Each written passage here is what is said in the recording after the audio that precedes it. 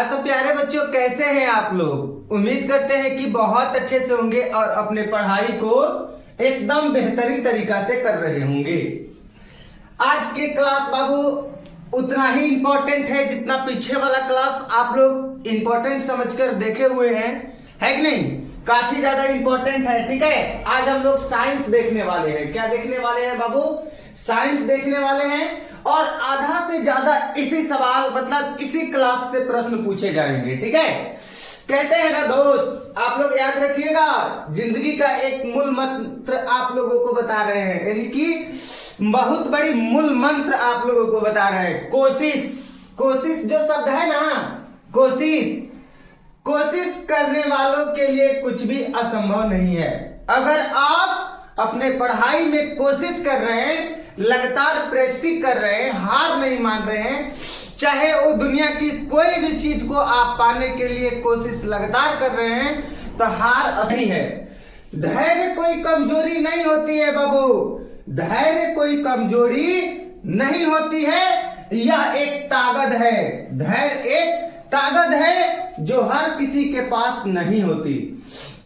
अगर कोई कह रहा है क्या बबुआई हाथ पे हाथ रख के बैठल है, तो इसका मतलब वो धैर्य रखा हुआ है अपने मंजिल को पाने के लिए, अपने जिंदगी में अपने सपने को लाने के लिए, सपने को हकीकत में करने के लिए धैर्य रखकर और पूरे मेहनत के साथ, पूरे जोर के साथ मेहनत कर रहा है। तो धैर्य रखना सब किसी के अंदर की बात नहीं है कि नहीं। आप लोग याद रखेंगे बाबू, ठीक है। चलिए तो क्वेश्चन की तरफ हम लोग बढ़ेंगे बाबू।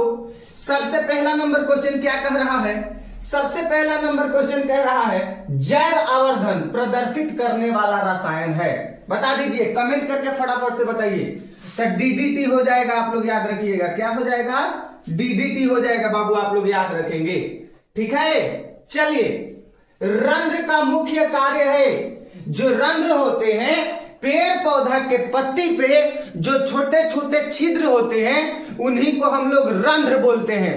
पेड़ के पत्ता पर जो छोटा छोटा छिद्र होते हैं, उन्हीं को हम लोग रंध्र बोलते हैं। तो रंध्र का मुख्य कार्य क्या होता है दोस्त? गैसों का विनिमय एवं वाष्पोत्सर्जन।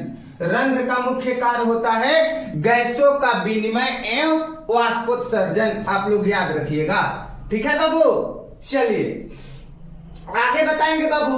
पौधों में उत्सर्जी पदार्थ है, पौधों में उत्सर्जी पदार्थ आपका टैनिन हो जाएगा, गोंद हो जाएगा, रेजिन हो जाएगा, यानी इनमें से सभी हो जाएगा।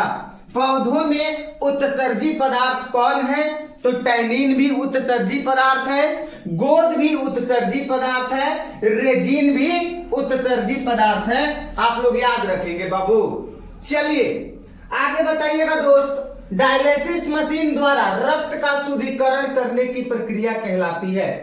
डायलिसिस मशीन, देखिए बाबू, क्या होता है ना, किसी व्यक्ति का किडनी खराब हो जाता है, ठीक है। जब किडनी खराब हो जाएगा तो शरीर में मतलब कि अपशिष्ट पदार्थ, जहरीले पदार्थ जमना शुरू होने लगेंगे, ठीक है। तो उसी जहरीले यानी कि अपशिष्ट पदार्थ को शरीर से बाहर निकालने के लिए एक मशीन का उपयोग किया जाता है अस्पताल में, ठीक है। उस मशीन को हम लोग डायलिसिस मशीन कहते हैं। क्या कहते हैं? डायलिसिस मशीन कहते हैं। तो क्वेश्चन कह रहा है डायलिसिस मशीन के द्वारा रक्त का शुद्धिकरण करने की प्रक्रिया कहलाती है। मतलब कि डायलिसिस मशीन के द्वारा रक्त के जो शुद्धिकरण किया जाता है, शुद्ध किया जाता है, तो वह प्रक्रिया क्या कहलाती है? तो आप लोग याद रखिएगा बाबू, हीमोडायलिसिस कहलाती है। क्या कहलाती है? हीमोडायलिसिस कहलाती है, जो कि काफी ज्यादा इंपॉर्टेंट है, ठीक है। चलिए आगे बताइएगा बाबू। कह रहा है निम्नलिखित में कौन गुरुत्वानुवर्तन का उदाहरण है? मतलब कि इनमें से कौन जो है गुरुत्वानुवर्तन का उदाहरण है? आप लोग फटाफट से कमेंट करके बता दीजिए, कौन गुरुत्वानुवर्तन का उदाहरण है? तो जड़ की वृद्धि। किसकी वृद्धि? जड़ की वृद्धि। आप लोग याद रखिएगा, ठीक है। चलिए बताइएगा बाबू। पूर्ण विकसित अंडाशय कहलाता है। मतलब कि अंडाशय, अंडाशय जब पूर्ण रूप से विकसित हो जाता है तो क्या कहलाता है? तो फल कहलाता है। आप लोग को पता है, काफी आसान है, ठीक है। चलिए आगे बताएंगे दोस्त, क्या कह रहा है। अलैंगिक जनन संचारित रोग है, सॉरी लैंगिक जनन संचारित रोग है, लैंगिक जनन संचारित रोग है। तो लैंगिक जनन संचारित रोग इनमें से कौन है बाबू? तो एड्स है, आप लोग याद रखिएगा। कौन है? एड्स है, आप लोग याद रखिएगा। ठीक है, चलिए आगे बताइएगा बाबू, किस पीएच मान वाला विलयन सबसे अधिक क्षारीय होता है? बताइए, कमेंट कीजिए तो। किस पीएच मान वाला विलयन सबसे अधिक क्षारीय होता है? तो ऑप्शन नंबर सी हो जाएगा, आप लोग याद रखिएगा। ठीक है बबुआ, ध्यान दीजिएगा। कह रहा है चूना जल का रासायनिक नाम, चूना जल का रासायनिक नाम कैल्शियम हाइड्रोक्साइड। चूना जल का रासायनिक नाम क्या हो जाएगा बाबू? कैल्शियम हाइड्रोक्साइड हो जाएगा। आप लोग याद रखेंगे बाबू अच्छा से। ठीक है, चलिए आगे बढ़ेंगे दोस्त। कह रहा है कि निम्नलिखित में संश्लेषित सूचक कौन है? यानी कि इनमें से संश्लेषित सूचक कौन है? आप लोग फटाफट से कमेंट करके बताइए तो बाबू कौन हो जाएगा? कौन हो जाएगा बताइए? तो मेथिल रेंज हो जाएगा, है ना? ऑरेंज, ऑरेंज है कि नहीं? आप लोग याद रखिएगा। ठीक है, चलिए अब देखिए बबुआ, निम्नलिखित में कौन सा पादप बिना ज्वाला के जलता है? मतलब निम्नलिखित में से, यानी कि निम्नलिखित में से कौन सा पदार्थ बिना ज्वाला के जलता है? तो आप लोग कमेंट करके फटाफट से बताइए। 12 नंबर सवाल का कमेंट करके बताएंगे बाबू, क्या हो जाएगा? तो कोयला हो जाएगा, आप लोग याद रखिएगा। ठीक है, बिल्कुल, क्या बात है, एकदम पूरा शेयर कीजिए दबा के बाबू। आप लोग क्लास को शेयर कीजिए और देशराज सर का वीडियो बिहार के हर एक बच्चा को पास में पहुंचाइए। ठीक है, एक एक बच्चा को वीडियो को शेयर कीजिए ताकि हर एक बच्चा क्लास को देख सके। ठीक है, चलिए उपचयन में निम्नलिखित में कौन क्या होता है कि नहीं? तो उपचयन में बात करें बाबू तो हाइड्रोजन का वियोग होता है, इलेक्ट्रॉन का त्याग होता है, ऑक्सीजन का योग होता है, यानी कि इनमें से सभी हो जाएगा। ठीक है, चलिए आगे बताएंगे बबुआ। कह रहा है जल में विद्युत अपघटन में कैथोड पर कौन सी गैस मुक्त होती है? बता दीजिए, बता दीजिए बाबू, कमेंट कीजिए तो, कमेंट कीजिए, बता दीजिए, कमेंट कीजिए तो, है कि नहीं? कौन होता है? तो हाइड्रोजन होता है, आप लोग याद रखिएगा। ठीक है, क्या होता है? हाइड्रोजन होता है। ठीक है, चलिए अब देखिए बबुआ, ध्यान दीजिएगा। निर्देशांक चिन्ह परिपाटी में सभी दूरियां मापी जाती है। निर्देशांक चिन्ह परिपाटी में सभी दूरियां किससे मापी जाती है बाबू? तो ध्रुव से मापी जाती है। किससे मापी जाती है? ध्रुव से मापी जाती है, आप लोग याद रखेंगे दोस्त। चलिए निम्नलिखित में किस धातु से सोलर सेल बना होता है? मतलब है जो धातु दिया गया है इसमें से कौन धातु से सोलर सेल बना होता है? आप लोग कमेंट करके बताइए, फटाफट से आप लोग कमेंट करके बताइए। तो इसका उत्तर हो जाएगा बबुआ सिलिकॉन, याद रखिएगा। इसका उत्तर क्या हो जाएगा? सिलिकॉन हो जाएगा। क्या बात है। चलिए लघु पतन के समय परिपथ का प्रतिरोध, बिल्कुल क्या बात है, काफी ज्यादा इंपॉर्टेंट है दोस्त। लघु पतन के समय परिपथ का प्रतिरोध होता है तो क्या होता है? बहुत कम हो जाता है। आप लोग याद रखिएगा बाबू, क्या बात है। चलिए आगे बताइएगा बबुआ। विद्युत बल्ब के फिलामेंट का द्रव्य होता है, मतलब कि जो विद्युत बल्ब होता है हम लोगों के घर में जो 10 वाला 15 रुपया वाला जो बल्ब लगता है उसका फिलामेंट का द्रव्य कैसा होता है? मतलब किस चीज का बना होता है? तो टंगस्टन का बना होता है। आप लोग याद रखिएगा बाबू, है कि ना? चलिए आगे बताइएगा बबुआ। देखिए प्रकाश का न्यूनतम तरंगदैर्ध्य, प्रकाश का कम से कम यानी कि न्यूनतम तरंग दैर्ध्य मतलब सबसे कम से कम न्यूनतम तरंग दैर्ध्य जो होता है 380 नैनोमीटर होता है। कितना नैनोमीटर होता है बाबू? 380 नैनोमीटर होता है। आप लोग याद रखिएगा दोस्त। चलिए आगे बता रहे हैं बाबू, देखिए ध्यान से, एकदम बिल्कुल ध्यान से। कह रहा है विद्युत प्रतिरोध के कारण चालक में उत्पन्न होता है। मतलब कि विद्युत के प्रतिरोध के कारण चालक में क्या उत्पन्न होता है? तो चालक में चुंबकत्व उत्पन्न होता है बबुआ। क्या उत्पन्न होता है? चालक में चुंबकत्व उत्पन्न होता है। आप लोग याद रखिएगा। चलिए आगे बताइएगा बाबू। कह रहा है ऑक्सीजन के परिवहन के लिए जिम्मेदार रक्त घटक है कि नहीं? बता दीजिए, काफी इंपॉर्टेंट है। आप लोग बताइए कमेंट करके, बता दीजिए क्या है, कमेंट करके बता दीजिए। क्या हो जाएगा? तो आरबीसी हो जाएगा। क्या हो जाएगा? आरबीसी हो जाएगा। बिल्कुल, क्या बात है कि नहीं? चलिए क्या बात है, आगे बताइएगा बबुआ। देखिएगा हाई प्रश्न क्या कह रहा है। कृमि रूप परिशेषिका किसका हिस्सा है? मतलब कि कृमि रूप जो परिशेषिका है इनमें से किसका हिस्सा है? तो आहार नाल की हिस्सा है। आप लोग याद रखेंगे। बिल्कुल। चलिए आगे बता दीजिएगा बाबू। कह रहा है प्रकाश की ओर प्ररोह की गति क्या? प्रकाश नुवर्तन। क्या कहलाता है? प्रकाश नुवर्तन कहलाता है। क्या बात है। चलिए बाबू, किससे बचने के लिए आयोडीन युक्त नमक की सलाह दी जाती है? मतलब बाबुआ हमें से कमना बीमारी के से, इसमें से किस बीमारी से बचने के लिए आयोडीन युक्त नमक की सलाह ली जाती है कि नहीं? मतलब दी जाती है कि तू आयोडीन युक्त नमक का सलाह मतलब यूज करो, उपयोग करो, तो घेघा हो जाएगा। आप लोग याद रखिएगा। बिल्कुल। चलिए आगे बता दीजिए बाबू। मनुष्य में कपाल तंत्रिका की संख्या होती है। बिल्कुल 25 नंबर। आप लोग कमेंट करके बताइए। 25 नंबर का आप लोग कमेंट करके बताइए क्या होती है? तो 12 जोड़ी होती है। कितना होती है? 12 जोड़ी होती है। ठीक है। चलिए आगे बता देंगे दोस्त।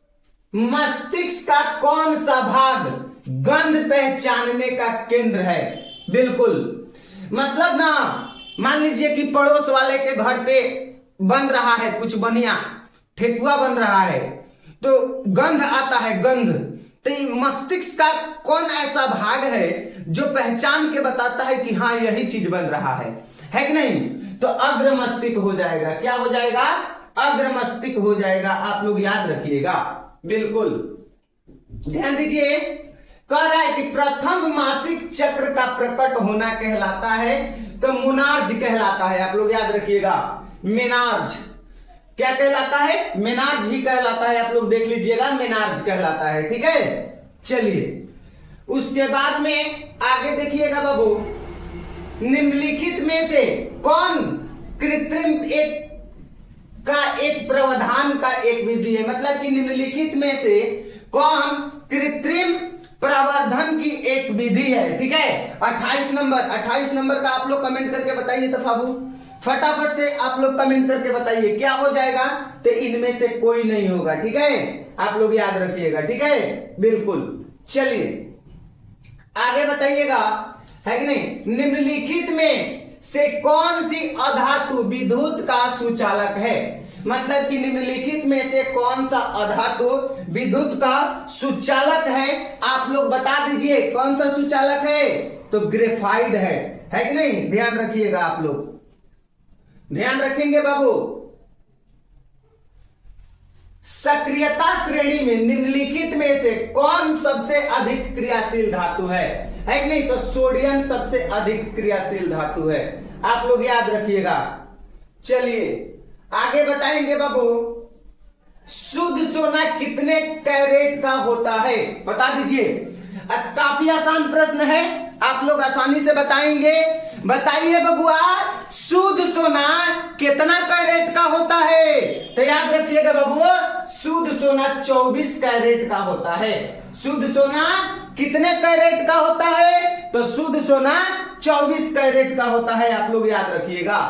चलिए आगे बताइए, निम्नलिखित में से किस धातु को किरोसिन में डुबाकर रखते हैं? बताइए, इनमें से किस धातु को हम लोग किरोसिन में डुबा के रखते हैं? तो सोडियम को किरोसिन में डुबा कर रखा जाता है, आप लोग याद रखिएगा।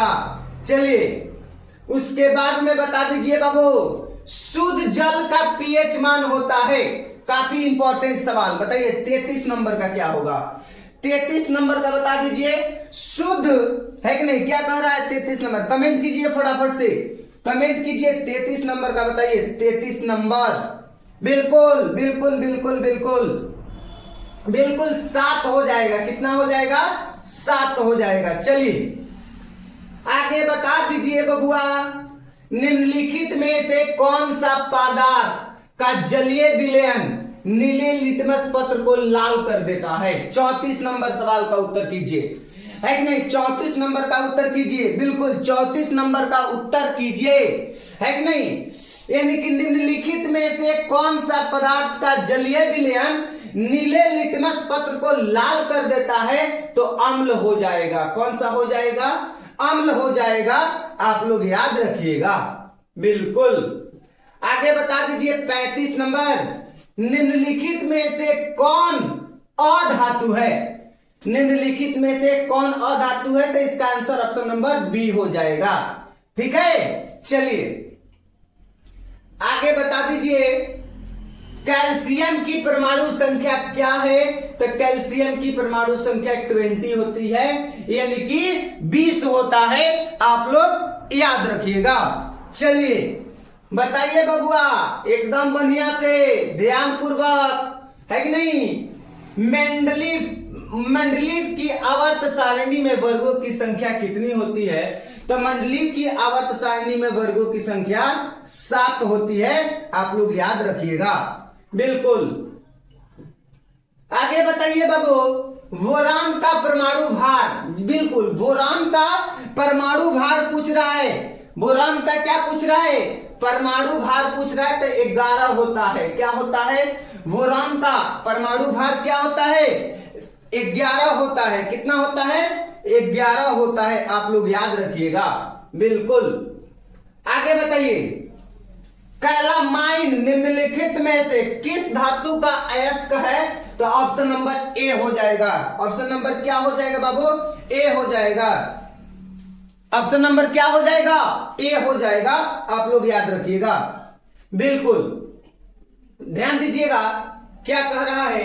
कह रहा है कि अमोनिया के एक अणु में नाइट्रोजन एवं हाइड्रोजन के परमाणुओं का अनुपात यानी कि 1:3 कितना हो जाएगा? 1:3 हो जाएगा, आप लोग याद रखिएगा, है कि नहीं? देखिए क्या कह रहा है, आगे हम लोग देखने का प्रयास करेंगे। निम्नलिखित में से कौन पराग कोष में पाया जाता है? आसान प्रश्न है, बायोलॉजी का प्रश्न है बबुआ। यानी कि निम्नलिखित में से कौन पराग कोष में पाया जाता है? तो पराग कोष में परागकण पाए जाते हैं। पराग कोष में क्या पाया जाता है बाबू? पराग कोष में परागकण पाए जाते हैं, आप लोग याद रखिएगा। बिल्कुल चलिए उसके बाद में बता दीजिएगा बाबू, कह रहा है कि निम्नलिखित में से यानी कि निम्नलिखित में कौन पादप हार्मोन नहीं है कि नहीं? कौन पादप हार्मोन नहीं है? तो ऑक्सीटोसिन पादप हार्मोन नहीं है, साइटोकिनिन पादप हार्मोन है, आप लोग याद रखिएगा। चलिए आगे बताइए बबुआ, अलैंगिक जनन की विधि है, यानी कि इनमें से अलैंगिक जनन की विधि कौन है? अलैंगिक जनन की विधि तो इनमें से सभी हो जाएगा। बीजाणु जनन भी अलैंगिक जनन की विधि है, मुकुलन भी अलैंगिक जनन की विधि है, विखंडन भी अलैंगिक जनन की विधि है, यानी कि इनमें से सभी अलैंगिक जनन की विधि है, आप लोग याद रखिएगा। चलिए आगे बताइएगा बाबू, मेंडल ने अपने प्रयोग के लिए किस पौधे का चयन किया था? मेंडल साहब ने अपने प्रयोग के लिए किन पौधा का चयन किया था? तो मेंडल ने अपने प्रयोग के लिए मटर का पौधा का चयन किया था। किस पौधा का चयन किया था बाबू? मेंडल ने अपने प्रयोग के लिए मटर का पौधा का चयन किया था। याद रखना बड़ी बढ़िया से, ना तो बड़ी मार मारेंगे, समझा? याद रखना है एक एक प्रश्न को, है कि नहीं? चलिए उसके बाद में देखिए क्या कह रहा है। निम्नलिखित में से किस जीव विज्ञान, मतलब कि निम्नलिखित में से किसे जीव विज्ञान का पिता कहा जाता है? बताओ तो बबुआ, निम्नलिखित में से किसको जीव विज्ञान का पिता कहा जाता है? तो अरस्तु को जीव विज्ञान का पिता कहा जाता है। आप लोग याद रखिएगा, अरस्तु को जीव विज्ञान का क्या कहते हैं? तो पिता कहते हैं। आप लोग याद रखेंगे। मानव युग्मक में लिंग गुणसूत्र की संख्या कितनी होती है? कमेंट करके बताइए, कमेंट करके बताइए कितनी होती है कि नहीं? तो 2 होती है। आप लोग याद रखिएगा, बिल्कुल। आगे बता दीजिए बाबू, प्रकाश संश्लेषण की प्रकाश अभिक्रिया होती है, मतलब कहां होती है? तो क्लोरोप्लास्ट के ग्रेना में होती है। कहां पे होती है? क्लोरोप्लास्ट के ग्रेना में होती है, ध्यान रखिएगा, ठीक है। चलिए उसके बाद में गुर्दे में उत्पादित मूत्र अस्थायी रूप से संग्रहित होता है। 48 नंबर का उत्तर बता दीजिए। 48 नंबर का उत्तर बताइए, क्या हो जाएगा? मूत्राशय में हो जाएगा। किसमें हो जाएगा? मूत्राशय में हो जाएगा, बिल्कुल। नेक्स्ट, कार्बन आवर्त सारणी में किस वर्ग का सदस्य है? मतलब कार्बन जो है आवर्त वर्ग सारणी में किस वर्ग का सदस्य है कि नहीं? तो इसका उत्तर ऑप्शन नंबर डी हो जाएगा। आप लोग याद रखिएगा, 14, ठीक है। चलिए उसके बाद में बताइएगा 50 नंबर सवाल, घेघा रोग पनपता है, मतलब कि जो घेघा रोग है वो पनपता है। कौन चीज से पनपता है बाबू? किसकी कमी से पनपता है? घेघा रोग किसकी कमी से पनपता है? तो याद रखिएगा, आयोडीन की कमी से घेघा रोग पनपता है। किसकी कमी से घेघा रोग पनपता है बाबू? आयोडीन की कमी से क्या होता है? घेघा रोग पनपता है, ठीक है। अच्छे तरीका से याद कर लीजिएगा दोस्त, एक एक प्रश्न को अच्छे प्रकार से याद कर लीजिएगा और अपने राय को और अपने बात को कमेंट बॉक्स में कमेंट करके जरूर बताइए कि आपको क्लास समझ में आया कि नहीं आया, है कि नहीं। मिलते हैं अगले क्लास में, तब तक सभी प्यारे बच्चों को नमस्कार, जय हिंद।